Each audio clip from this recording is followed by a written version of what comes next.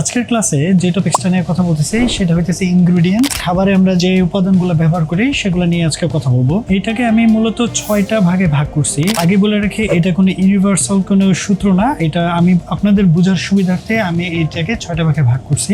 প্রথম নাম্বারে যেটা আসতেছে সেটা মেইন ইনগ্রেডিয়েন্টস। তো মেইন ইনগ্রেডিয়েন্টস বলতে আমি বুঝাইতেছি, আমরা যখন কোনো একটা কিছু রান্না করি সেইটারে বেস করে কিন্তু আসলে অন্য জিনিসগুলো রান্না করি। উদাহরণ দিয়ে বলি যে মানে মেইন ইনগ্রেডিয়েন্টস বলতে যেটা আসতেছে সেটার ভিতরে আসতেছে মাছ, মাংস, সবজি, ভাত অথবা পাস্তা, বা এগুলো হইতেছে যে মাংসটা হইতেছে যে খাবারটার ভিতরে মূল উপাদান।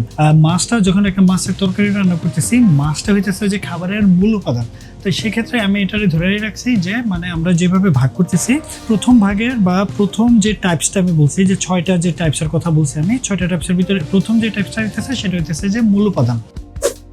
2 নম্বরে যেটা আসতেছে সেটা হচ্ছে ফ্লেভারিং।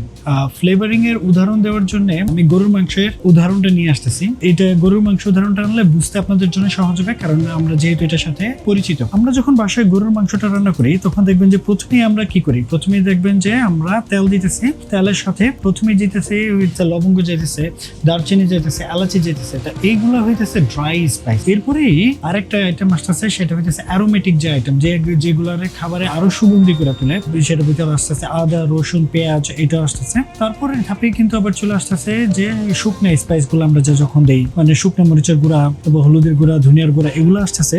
আর এরপরে ধাপে কিন্তু চলে আসতেছে কন্ডিমেন্ট বলতে আমরা যেটা বুঝি যে অনেকে ধরেন যে সাপোজ যদি কেউ সয়া সস দিতেছে বা ভিনেগার যদি ইউজ করে কেউ, অথবা মানে অনেকে কিন্তু অনেক দেশে মানে মাস্টার্ডও ব্যবহার করে। আমি গরুর মাংস উদাহরণটা দিতেছি, কিন্তু এটার সাথে এই খাবারগুলো বোঝার সুবিধার্থে বলতেছি। তারপরে কিন্তু ধরেন যে গরুর মাংসটা যখন রান্না হয়ে গেলো, একদম শেষে কিন্তু আমরা দিতেছি ধনিয়া, দিতেছি মানে ধনিয়া পাতাটা। এই যে এই সবগুলো ইনগ্রেডিয়েন্টস এই গরুর মাংসটাকে ফ্লেভারফুল করার জন্যই আমরা কিন্তু ব্যবহার করতেছি, যেন খাবারের ভিতরে টেস্ট আসে, আলাদা একটা ফ্লেভার যেন আসে, সেটা আসলে মানে এই উপাদানগুলো ব্যবহার করা হইতেছে। তো সেজন্যই গরুর মাংসটা হইতেছে এইখানে মূল উপাদান। আর অন্যান্য যেগুলো আমরা যে স্পাইস ব্যবহার করলাম এগুলো হইতেছে ফ্লেভারিং এর জন্য আমরা ইউজ করলাম। 3 নম্বরে যেটা আসতেছে সেটারে আমরা বলতেছি বাইন্ডিং এজেন্ট। মানে আমরা যখন কেক বানাই অথবা আমরা যখন ওই বাসায় ধরেন যে KFC যখন চিকেনটা রান্না করি, তখন আসলে এই বাইন্ডিং এজেন্ট গুলো ইম্পর্টেন্ট। এই বাইন্ডিং এজেন্ট গুলো আসলে কি কি এটা আগে একটু বলি। বাইন্ডিং এজেন্টের ভিতর আসতেছে ডিম, আসতেছে ময়দা, আসতেছে ব্রেড ক্রাম্ব, তারপর আরো একটা আসতেছে জেলাটিন ইউজ করা হয়। বাংলাদেশে আমরা ওইভাবে জেলাটিন আসলে ইউজ করি না। পরে কর্ন স্টার্চ, এটাও খুব মানে আমাদের মানে লন্ডনে আমরা খুব ইউজ করি কর্ন স্টার্চ। তো এইগুলো আসলে হইতেছে কি যে খাবারটাকে বাইন্ড করে, মানে আমরা যখন KFC চিকেনটা বাসায় রান্না করি তখন আসলে কি হইতেছে যে আমরা প্রথমে ওই চিকেনটাকে ফ্লাওয়ারে দিতেছি, তারপরে দিতেছি ডিমে, এরপরে কিন্তু দিতেছি ব্রেড ক্রামে। তো এই যে দেখছেন সবগুলো জিনিসই আসলে বাইন্ড করতেছে একসাথে, জিনিসটারে মানে জোড়া দিয়ে রাখতেছে খাবারটারে। সেজন্য মাথায় রাখবেন যে বাইন্ডিং এজেন্ট খুবই ইম্পর্টেন্ট। 4 নম্বরে যেটা আসতেছে সেটা হচ্ছে সল্ট এবং সুইটনেস। লবণ তো অবশ্যই বুঝেন যে খাবারের খুবই ইম্পর্টেন্ট একটা ইনগ্রেডিয়েন্টস। এটা ছাড়া আসলে খাবার রান্না করার কথা চিন্তাও করা যায় না। ইন্টারেস্টিং একটা ব্যাপার হইতেছে যে আমরা যে স্যালারি যে শব্দটা ব্যবহার করি, এটার আসলে মানে সল্ট থেকে এই স্যালারিটা আসছে। কারণ আগে মানে কয়েকশো বছর আগে মানুষকে যখন বেতন দেওয়া হইতো তখন আসলে এই লবণ দিয়েও বেতন দেওয়া হইতো। তো ওইখান থেকে আসলে কনভার্ট হয়ে স্যালারি এটাতে আসছে। মিষ্টি করার জন্য যে যে উপাদানগুলো ব্যবহার করে সেটাই আসলে এই সুইটনারের ভিতর আসতেছে। চিনি, মধু, মেপল সিরাপ আসতেছে, তারপরে আরো আসতেছে যে আগাভে সিরাপ একটা ইউজ করা হয়, তারপর মোলাসিস আছে। এই জিনিসগুলো বিশেষ করে আমরা যখন ডেজার্ট বানাই, তখন আমরা যখন মিষ্টান্ন বানাই, কেক টেক বানাই, তখন এগুলো তো অবশ্যই ব্যবহার করা হয়। তাছাড়াও দেখবেন যে মানে এই মানে মধু, তারপরে আগাভে সিরাপ আমরা শুধু মিষ্টান্ন ছাড়াও নর্মাল খাবারে আমরা অনেক ধরনের খাবারে ব্যবহার করি, প্লাস সালাড ড্রেসিং এও আমরা ব্যবহার করি। তো সুতরাং মাথায় রাখবেন যে মানে শুধু সুইটনার বলতেই যে শুধু একমাত্র আমরা ডিজার্টের ক্ষেত্রে ব্যবহার করি তা না, মানে নর্মাল খাবারের প্রচুর ব্যবহার করা হয়।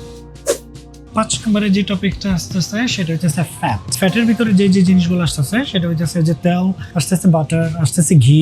এই যে এই ফ্যাটের যে ব্যাপারগুলো, এগুলো ছাড়া আসলে রান্না করার কথা কিন্তু চিন্তা করা কিন্তু মানে অনেকটাই কঠিন। আমরা যখন ডিপ ফ্রাই করি কোনো কিছু, তেলে ভাজা যখন খাবার, সিঙ্গারা, সমোসা যখন রান্না করি ডিপ ফ্রাই করা লাগতেছে। তারপরে বাসায় যখন আমরা ডিম ভাজি করতেছি বা ধরেন যে কোনো রান্নাই করি, তো এগুলোতে আসলে আপনি ফ্যাট বলতে যে মানে তেল ছাড়া, ঘি ছাড়া আসলে কল্পনা করাই যায় না। তো এটা মানে খুবই ইম্পর্টেন্ট একটা ইনগ্রেডিয়েন্টস রান্না করার ক্ষেত্রে। 6 নম্বরে আসতেছে লিকুইড। লিকুইড জাতীয় যে জিনিসগুলো আসতেছে এটার ভিতরে, সেটার ভিতরে আছে পানি, আছে দুধ, তারপরে আছে ক্রিম, আছে ওয়াইন। যদিও ওয়াইন আমাদের দেশে মানে আমরা ব্যবহার করি না খাবারে, কিন্তু ইউরোপে বা আমেরিকার খাবারে হ্যাভিলি ইনফ্লুয়েন্স ওয়াইন। তো এই জিনিসগুলোর আসলে কাজটা কি? লিকুইডের কাজটা হইতেছে যে সেটা হইতেছে খাবারকে মানে ড্রাই হওয়া থেকে মুক্ত রাখে, মানে খাবারটা যেন শুকনা না হয়ে যায় এবং খাবারটা যেন ময়েশ্চার থাকে।